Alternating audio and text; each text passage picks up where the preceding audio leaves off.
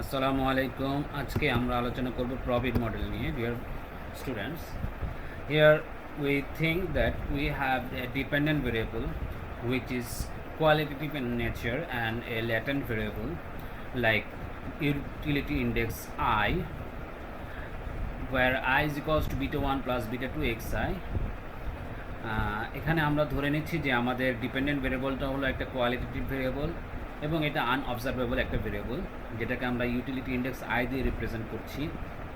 এবং আমাদের regression function as usual I equals to beta 1 plus beta 2 xi।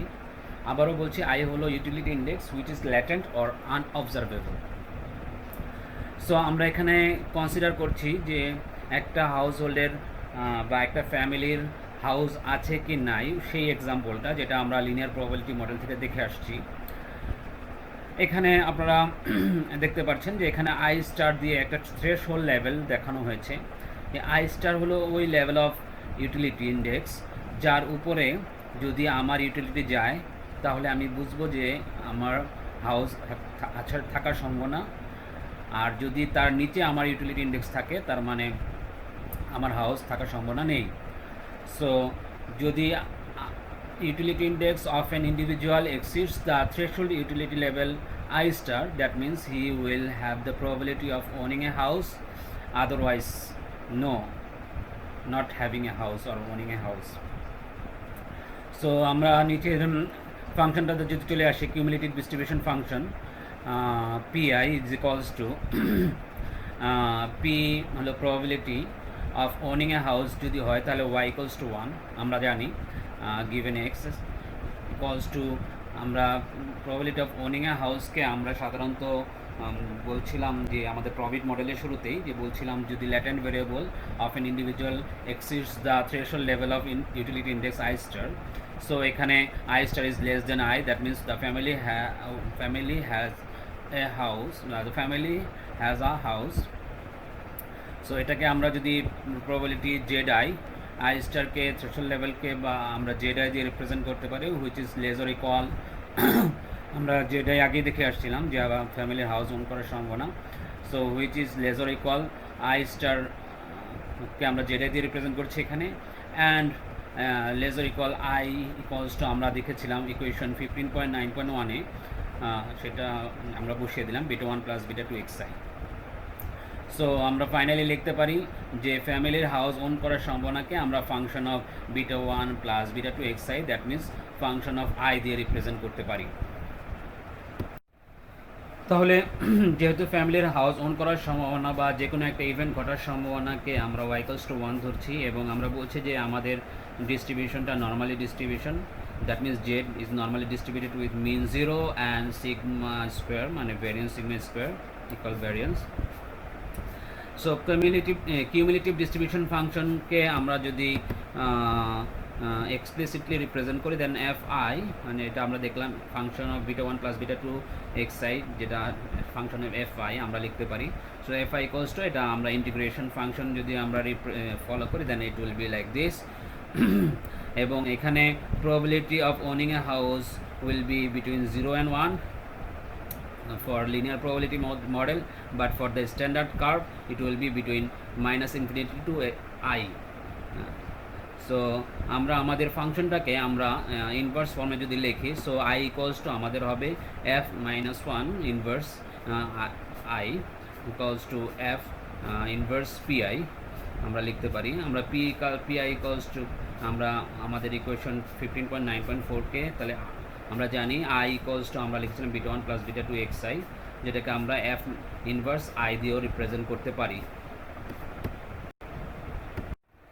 Profit মডেলের ক্যালকুলেশনের ক্ষেত্রে প্রথমেই আমরা যেটা করি যে আমাদের given values of dependent variable or Z ভ্যালুসের সাপেক্ষে আমরা cumulative probability of owning a house বের করি।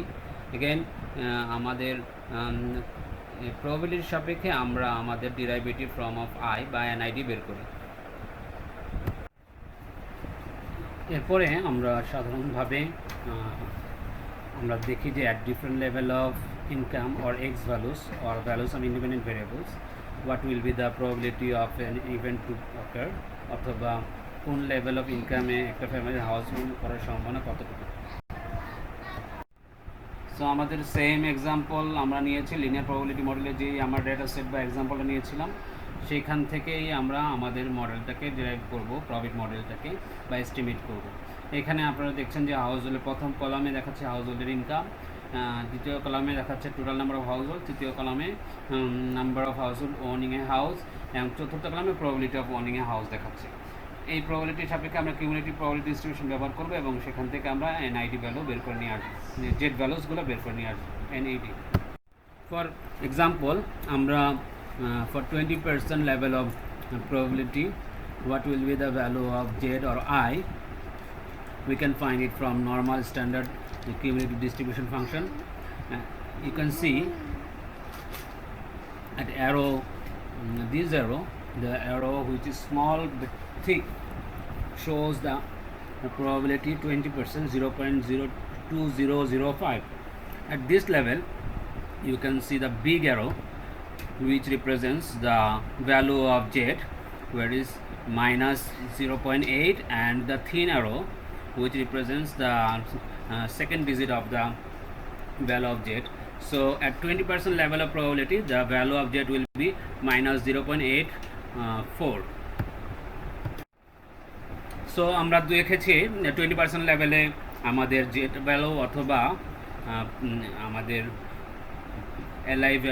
আই ভ্যালু বা inverse value of PI equals to হলো মাইনাস 0.84। 24% যদি আমরা দেখি সেম ওয়েতে আমরা দেখবো ইট will B minus 0.70, 30% minus 0.5, 35% minus 0.38, 45% minus 0.1012, and 51% 0.025। এখানে আপনারা দেখতে পাচ্ছেন যে আমরা যখন standard normal cumulative distribution function ব্যবহার করে প্রবাবিলিটির সাপেক্ষে জেড ভ্যালু অথবা আই ভ্যালু বের করছি, সেই ক্ষেত্রে আপনারা দেখছেন যে 50%-এর নিচের প্রবাবিলিটির ক্ষেত্রে আই ভ্যালুস বা নরমিট ভ্যালুস বা এনইডি ভ্যালুস 50%-এর নিচে হলে এগুলো নেগেটিভ আসছে। সো আমরা সাধারণভাবে যখন আমরা প্রফিট করি তখন আমরা 50% আমরা আই ভ্যালুর সাথে 5 অ্যাড করে তখন এটাকে প্রফিট মডেলে কনভার্ট করি, অর্থাৎ প্রফিট ভেরিয়েবলে কনভার্ট করি। So this will be the form. আমরা টেবিল 15.5 থেকে এক্স ভ্যালু এবং টেবিল 15.10 থেকে আমরা নরমিট এনইডি ভ্যালু অর্থাৎ আই এর ভ্যালুগুলোর সাপেক্ষে যদি রিগ্রেশন রান করি তাহলে আমাদের রিগ্রেশন রেজাল্ট হবে টেবিল 15.11-এ যেটা দেখাচ্ছে, অর্থাৎ আমাদের কনস্ট্যান্ট হবে -1.016 এবং আমাদের ইনকামের কোএফিশিয়েন্ট হবে 0.048। All the coefficients are statistically significant with high T values. So যদি আমরা প্রফিট করতে চাই তাহলে আমাদের আই ভ্যালুর সাথে অর্থাৎ এনইডির সাথে +5 অ্যাড করতে হবে। তাহলে আমরা যদি এক্সের সাপেক্ষে এনইডি +5-কে রিগ্রেশন রান করি তাহলে আমরা আমাদের টেবিল 15.12 পাবো, যেখানে আপনারা দেখেন কনস্ট্যান্টের ভ্যালু চেঞ্জ হয়ে 3.98 হচ্ছে, বাকি ইনকামের coefficient will remain the same এবং T values also remain same, but কনস্ট্যান্টের টি ভ্যালুজ স্ট্যাটিস্টিক্যালি আরও সিগনিফিক্যান্ট হয়ে যাচ্ছে। সো এটা আমরা এখন প্র্যাকটিক্যালি আমাদের ইভিওস এবং স্ট্যাটা ব্যবহার করে এই রেজাল্টটা সেম রেজাল্টটা আমরা কীভাবে বের করতে এটা দেখব, প্রফিটের রেজাল্ট। 15.5 থেকে এক্সের ভ্যালুগুলো নিয়ে আসলাম। দেখেন এক্সের ভ্যালু 6, 8, 10, 13, 15, 20, 25, 30, 35, 40 এবং প্রবাবিলিটি এবং আই ভ্যালুগুলো আমরা 15.10 থেকে নিলাম। আর আমরা এখানে দেখা যাচ্ছে এনইডির সাথে অর্থাৎ আই ভ্যালুর সাথে 5 অ্যাড করলে আমরা প্রফিটের ভ্যালুটা পাবো, যেটা ডি কলামে দেখা যাচ্ছে।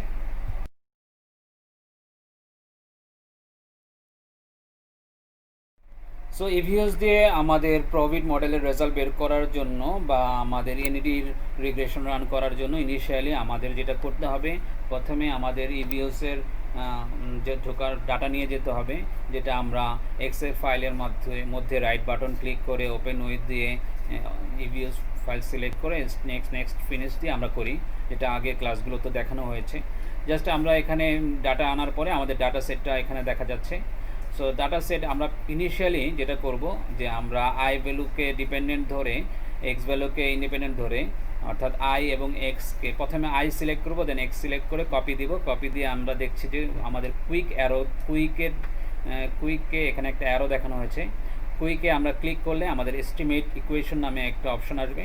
সেই এস্টিমেট ইকুয়েশনে আমরা ক্লিক করলে আমাদের যে রাইট সাইডে যে ডায়লগ বক্সটা দেখা যাচ্ছে সেটা আসবে। ডায়লগ বক্সে আমরা জাস্ট কপি পেস্ট করে দিব আমাদের আই এবং এক্স যেটা কপি করে নিয়ে আসছিলাম। মাঝখানে শুধু একটা সি বসাতে হবে, যেটা আমাদের কনস্ট্যান্ট। সি বসিয়ে সি এর আগে একটা স্পেস থাকবে এবং সি এর পর একটা স্পেস থাকবে। দেন আমরা ওকে বাটনে ক্লিক করলেই আমাদের রিগ্রেশন রান হয়ে যাবে। আমরা দেখতে পাচ্ছি যে এখানে আমাদের রিগ্রেশন রান হয়ে গিয়েছে। ভেরিয়েবল অপশনগুলোতে দেখেন, এখানে আমাদের ডিপেন্ডেন্ট ভেরিয়েবল হলো আই এবং কনস্ট্যান্ট হলো সি। কনস্ট্যান্টের মান হলো -1.016, যেটা আমাদের বইয়ের একদম রেজাল্টের সাথে হুবহু মিলে গেছে, এবং এক্সের কোএফিসিয়েন্ট হলো 0.048, বইয়ের রেজাল্টের সাথে হুবহু মিলে গেছে, এবং আর স্কোর 97%, যেটা বইয়ে ছিল সেম। সো আমরা ইনিশিয়ালি আমাদের রিগ্রেশনকে এক্সের সাপেক্ষে আয়ের উপরে, অর্থাৎ আইকে ডিপেন্ডেন্ট ভেরিয়েবল ধরে এক্সের সাপেক্ষে আমরা রিগ্রেশন রান করে 15.11 মতো আমরা রিগ্রেশন রেজাল্টটা পেয়ে গেলাম। ঠিক একইভাবে প্রভিটের রিগ্রেশন রান করার জন্য আমাদেরকে এনইডি অর্থাৎ আয়ের সাথে 5 অ্যাড করে আমাদের প্রভিট ভেরিয়েবলটাকে নিতে হবে। সেক্ষেত্রে আমরা এখানে যখন ডাটা সিলেক্ট করে নিয়ে আসছি, আমাদের এনইডির সাথে +5 অ্যাড আছে, যেটা আমরা এনইডি দিয়ে এখানে রিপ্রেজেন্ট করছি। সো এনইডিকে আমাদের ডিপেন্ডেন্ট ভেরিয়েবল ধরতে হবে এবং এক্সকে ইন্ডিপেন্ডেন্ট ভেরিয়েবল ধরে আমাদের রিগ্রেশন রান করতে হবে। যেভাবে আমরা আগের ক্ষেত্রে রান করেছিলাম একইভাবে এখানেও রান হবে। যেমন এনইডিকে আমরা প্রথম সিলেক্ট করব, দেন আমরা এক্সকে সিলেক্ট করব, কপি করব, দেন কুইক অপশনে গিয়ে এস্টিমেট ইকুয়েশন এখানে যে আমরা পেস্ট করে দেব কমান্ড বক্সে, পেস্ট করে দিয়ে মাঝখানে একটা সি বসাবো, সি এর আগে পরে স্পেস হবে, দেন ওকে দিলে আমাদের রিগ্রেশন রান হয়ে যাবে। মনে রাখতে হবে যে আমাদের এনইডি হলো আমাদের i+5, অর্থাৎ এনইডি আসলে এখানে +5 অ্যাড করে আমাদের প্রভিট মডেল রান হবে। ফলে এনইডির ভ্যালুটা আই এর ভ্যালু থেকে একটু ডিফারেন্ট হবে। এখানে এনইডি মানে এনইডি +5, ওকে, i+5, যদিও এনইডি শুধু লেখা আছে এখানে। সো আমাদের এই প্রভিটের রেজাল্ট রান হয়ে যাবে।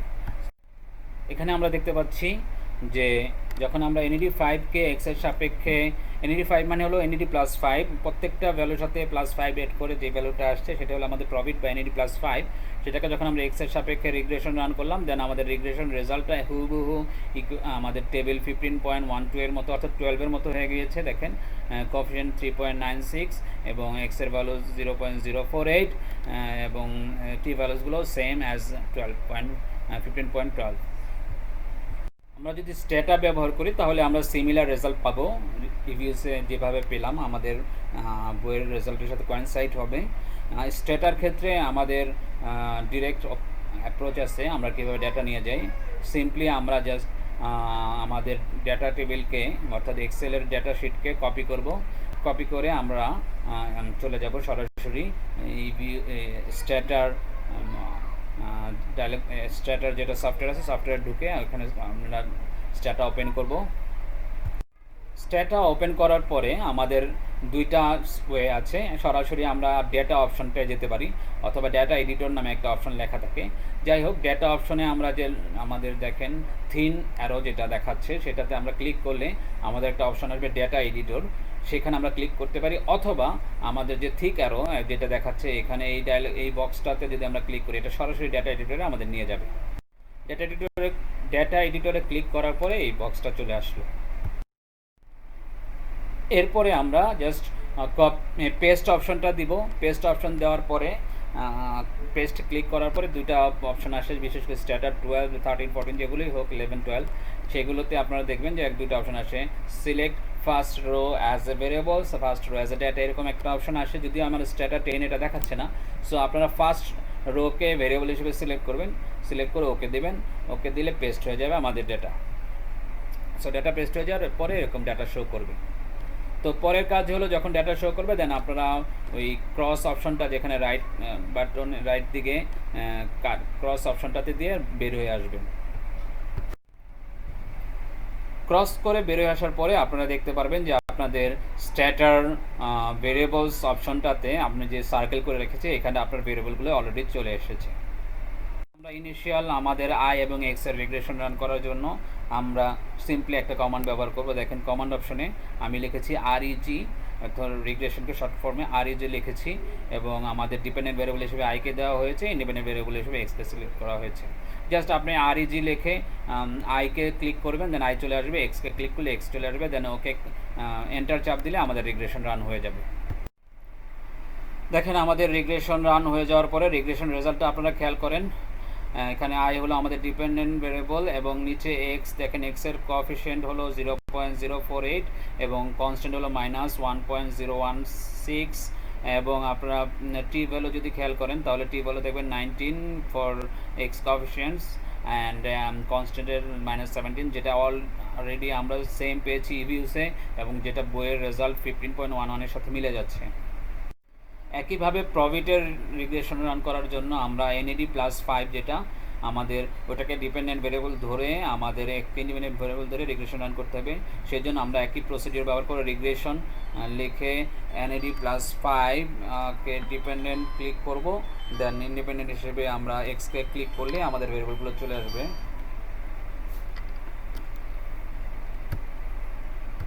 সো আমরা যখন NAD+5 অর্থাৎ প্রভিটকে এক্স এর সাপেক্ষে রিগ্রেশন রান করলাম, দেন আমাদের রিগ্রেশন রেজাল্ট হুবহু বইয়ের 15.12 এর মতো রেজাল্ট আসছে। দেখেন টেবিল 15.14 এর সাথে রেজাল্ট একদম সেম হয়ে গিয়েছে। নর্মাল রিগ্রেশনের মতো জাস্ট আমরা রিগ্রেশন রান করে প্রভিটের রিগ্রেশন রান করে দিলে আমাদের মডেল এস্টিমেট করা যাবে না। আমাদের এখানে যেটা করতে হবে, আমাদের প্রবাবিলিটি অফ ওনিং এ হাউসকে এক্সের চেঞ্জ দিয়ে আসলে ডিরাইভেটিভ করতে হবে। সহজ কথা হলো del p by del xi বের করতে হবে, যেটা আমরা যদি আমাদের রিগ্রেশন ইকুয়েশনকে করি তাহলে আমাদের এই রেজাল্টটা 15.9.5 যেটা আছে সেটা আসবে। সো আমরা টেবিল 15.11 বা 15.11 যদি ব্যবহার করি এবং আমাদের রিগ্রেশনটাকে যদি আমরা সেট করি তাহলে আমাদের বিটা 1 হলো -1.0166, বিটা 2 হলো 0.048, এবং আমাদের এক্স এর ভ্যালু যদি আমরা ধরি পার্টিকুলার $6,000 বা 6 যদি ধরে নেই তাহলে আমার এফ ফাংশন অফ মানে এফ জায়গায়, এবং আমাদের টোটাল কোএফিসিয়েন্ট আসতেছে -0.7258। এর সাপেক্ষে যদি আমি এটাকে যদি আমরা জেড ধরি মানে এফ, এবং ভিতরের ভ্যালুটাকে আমরা যদি জেড ধরি বা আমাদের আই ধরি বা প্রভিটের NID ধরি, সো ওইটাকে যদি আমরা ধরি তাহলে এর সাপেক্ষে আমরা নর্মাল ডেন্সিটি ফাংশন থেকে টেবিল থেকে আমরা প্রবাবিলিটি বের করলে আমাদের প্রবাবিলিটি আসবে 0.3066, যেটাকে আমরা আমাদের স্লোপ কোএফিসিয়েন্ট অফ এক্স অর্থাৎ ইনকামের স্লোপ কোএফিসিয়েন্ট 0.048 এর সাথে মাল্টিপ্লাই করলে আমরা 0.014 পাবো, যেটা আমাদের অ্যাকচুয়াল প্রবাবিলিটি দান করবে। অর্থাৎ যদি আমাদের ইনকাম 1000 বেড়ে যায় সেই ক্ষেত্রে আমাদের হাউস ওন করার সম্ভাবনা বেড়ে যাবে 1.4% অ্যাকর্ডিংলি। ঠিক একইভাবে আমরা প্রত্যেকটা ইন্ডিপেন্ডেন্ট ভেরিয়েবল অর্থাৎ এক্স এর ভ্যালুর জন্য, যেমন 8 এর জন্য আমরা NID পাবো, যেটা একই প্রসিডিওর ফলো করবে। অর্থাৎ আমরা জাস্ট ওই 6 এর জায়গায় 8 বসিয়ে দিয়ে এফ ফাংশন অর্থাৎ এফ ব্র্যাকেটে যেটা আসবে সেটা ব্র্যাকেটে আসবে 0.63, ওইটাকে বের করার পরে ওইটার সাপেক্ষে আমরা নর্মাল ডেন্সিটি বের করব। নর্মাল ডেন্সিটি বের করে সেটাকে আমরা আমাদের কোএফিসিয়েন্ট অর্থাৎ 0.4048 সাথে গুণ করলে আমাদের ওইটার কারেসপন্ডিং প্রবাবিলিটি বেরো আসবে। কারেসপন্ডিং প্রবাবিলিটি যখন বের আসবে, সাপোজ আমাদের কারেসপন্ডিং প্রবাবিলিটি হলো 0.26, তার মানে আমরা এখানে আবার বলবো যখন ইনকাম 8,000-এর পরে 1,000 বৃদ্ধি পাবে, অর্থাৎ পার 1000 ইনকাম বৃদ্ধির কারণে আমাদের হাউস ওন করার সম্ভাবনা বাড়বে 26%, লাইক দিস। এভাবে আমরা প্রভিট মডেলকে এস্টিমেট করব। তাহলে লিনিয়ার প্রবাবিলিটি মডেলে যেভাবে আমরা সরাসরি রিগ্রেশনকে এস্টিমেট করছিলাম যে আমাদের কোএফিশিয়েন্ট ভ্যালু রিগ্রেশন রান করার পরে যেটা আসতেছিল সেটা দিয়ে আমরা বলছিলাম যে যে এক ইউনিট যদি আমাদের ইন্ডিপেন্ডেন্ট ভেরিয়েবল চেঞ্জ হয় তাহলে ডিপেন্ডেন্ট ভেরিয়েবল কতটুকু চেঞ্জ হবে। আমরা সিম্পলি ডিপেন্ডেন্ট ভেরিয়েবল অ্যাচিভ করার সম্ভাবনা বা কোনো ইভেন্ট হওয়ার ঘটনা আমরা সরাসরি প্রবাবিলিটি দিয়ে অ্যাটাচ করছিলাম যে এত পার্সেন্ট চেঞ্জ হবে। কিন্তু যখন আমরা লজিট রান করেছি, লজিটে আমরা দেখেছি যে এটা সরাসরি লগ অফ অডকে বের করছে, লগ অফ অড রেশিওকে বের করছে। দেন আমরা যদি আমাদের এক্সপোনেনশিয়াল ফাংশনে বেটার মান বসিয়ে দিই, বসিয়ে দেওয়ার পরে আমরা ওইটার ভ্যালু বের করলে বলতে পারি যে আসলে কতটুকু ইনকাম চেঞ্জ হলে হাউস হোল্ডের ফ্যামিলির বা একটা হাউস হোল্ডের একটা হাউস ওন করার সম্ভাবনা কতটুকু বাড়ে। আর প্রফিট মডেলে ঠিক আমাদের ওই ডিরাইভেটিভসের উপর ডিপেন্ড করছে, এবং আমরা বলছি যে ডিরাইভেটিভসের কারণে ডেরিভেটিভসের মাধ্যমে আমরা বের করে আনতেছি যে একটা পার্টিকুলার লেভেল অফ ইনকামের পরে কতটুকু ইনকাম এক ইউনিট ইনকাম পরিবর্তন হলে বা ইন্ডিপেন্ডেন্ট ভেরিয়েবলের ভ্যালু চেঞ্জ হলে আমাদের হাউস ওন করার সম্ভাবনা কতটুকু বাড়ছে। ফাইনালি আমরা টবিট মডেল নিয়ে আলোচনা করব, যেটা জেমস টবিন্স আলোচনা করেছিলেন। উনি এখানে দেখেছেন যে আসলে হাউস হোল্ড ইনকামের সাথে একটা ফ্যামিলি হাউস হোল্ডের পিছনে কতটুকু এক্সপেন্ড করে সেটা রিলেশনশিপ। এক্ষেত্রে একটা সমস্যা তৈরি হয়, একটা ডিলেমা আছে যে যেই ফ্যামিলির হাউস নেই সেই ফ্যামিলির হাউস উপরে এক্সপেন্ড করার ডেটাটাও অ্যাভেলেবেল না। সো এক্ষেত্রে দুই ধরনের ডাটা পাওয়া যাবে, একটা হলো যারা হাউস হোল্ডের পিছনে এক্সপেন্ড করে, আর আরেক গ্রুপ অফ পিপল যারা হাউস হোল্ডের পিছনে এক্সপেন্ড করে না, সো হাউস হোল্ড ওন করার পিছনে আসলে অ্যাকচুয়ালি।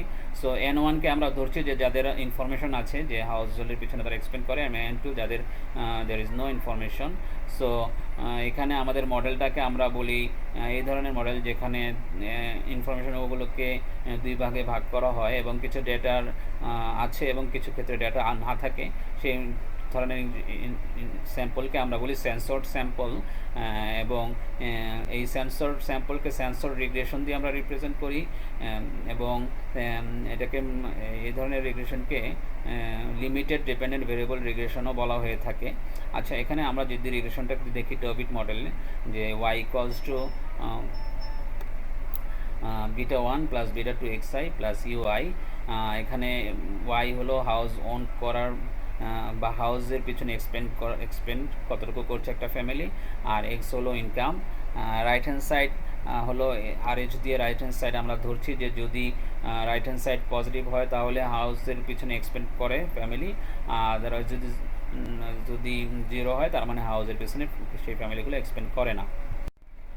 এই ধরনের সেন্সর রিগ্রেশন যদি আমরা নর্মাল ওএলএস রুটিন দিয়ে সলভ করতে যাই তাহলে আমাদের রেজাল্ট বায়াস এবং ইনকনসিস্টেন্ট হবে, এবং আমাদের রিগ্রেশনটা এত প্রেজেন্টেবল হবে না। টপিক মডেলকে অ্যানালাইজ করার জন্য বেস্ট অ্যাপ্রোচ হলো ম্যাক্সিমাম লাইকলিহুড মেথড, যেটা আমরা আসলে থ্রু আউট দ্য ডিসকাশন আমরা আলোচনা করিনি। Just you can use this by using software, but James Heckman alternative to maximum likelihood method হিসেবে ওএলএসকে ব্যবহার করেছেন, তবে উনি দুইটা স্টেপে করেছেন। ফার্স্ট স্টেপে উনি এস্টিমেট করেছেন the probability of consumer owning a house with which is done on the basis of profit model. Then in second step he added a variable which is derivative of the profit estimate. So like this OLS estimator here think করেছেন, কিন্তু এটা maximum লাইকলিহুডের মতো এত মানে efficient না।